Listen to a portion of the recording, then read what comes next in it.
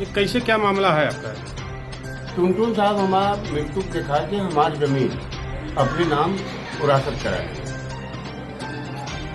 चंपा और टुनटुन दोनों प्राणी और हमें मृत्यु दिखा के ले रहे हैं। उसमें अश्विनी कुमार महिमापुर लेखपाल उसमें दिखाया गया कि रिपोर्ट।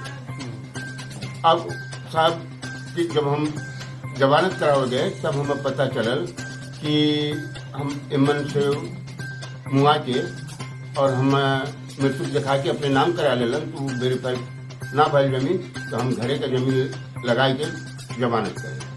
किसका जमानत कराने गए थे? अवधेश मौर्य। अच्छा, उसके बाद आपने क्या किया जब आपको पता चला कि आपको मृत्यु दिखाया गया? उसके बाद आप कहीं अधिकारी को दरखास्त दिया आपने? नहीं साहब, हम अधिकारी को दरखास्त नहीं दिए। मैंने लेखपाल से उनसे कहने लगे कि ये हमारा घर ऐसे ऐसे है और ये चीज़ है, हमारा सुधार दो। और जो जैसे है कहाँ उसमें देखे नहीं लेखपाल, कहाँ उसमें सब फर्जी कागज लगा है, आप पूरा मुआयना कराइए तब पता चलेगा। एक नया लेखपाल आए, उनसे कहे कि इनका जो है कागज पत्र जो सही है सही कर दो।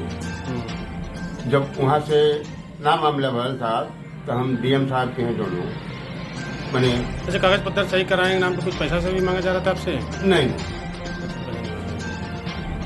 क्या नाम है आपका? दशरथ सोनकर, गांव महिमा।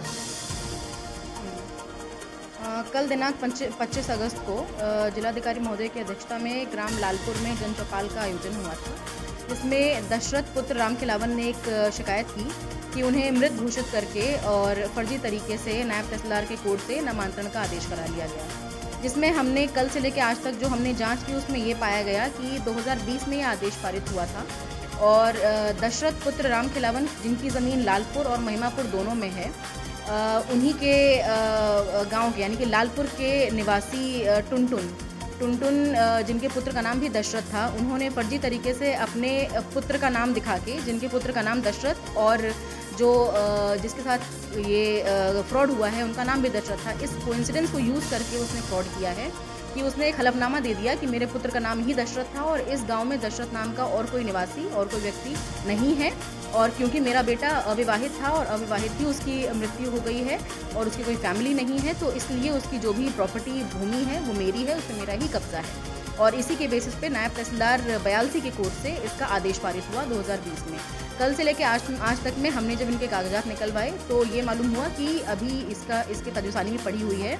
तो हमने अभी के लिए इस फाइनल आदेश तक हमने पुराने आदेश को स्थगित कर दिया है और इसकी गहन जांच पड़ताल भी चल रही है। और इसमें जिसका भी रोल सामने आएगा, चाहे वो राजस्व कर्मी हो, चाहे वो कोई प्राइवेट व्यक्ति हो, और जैसे कि सुनने में आ रहा है टुनटुन जो हैं उनके ऊपर भी विधिक कार्रवाई भी होगी।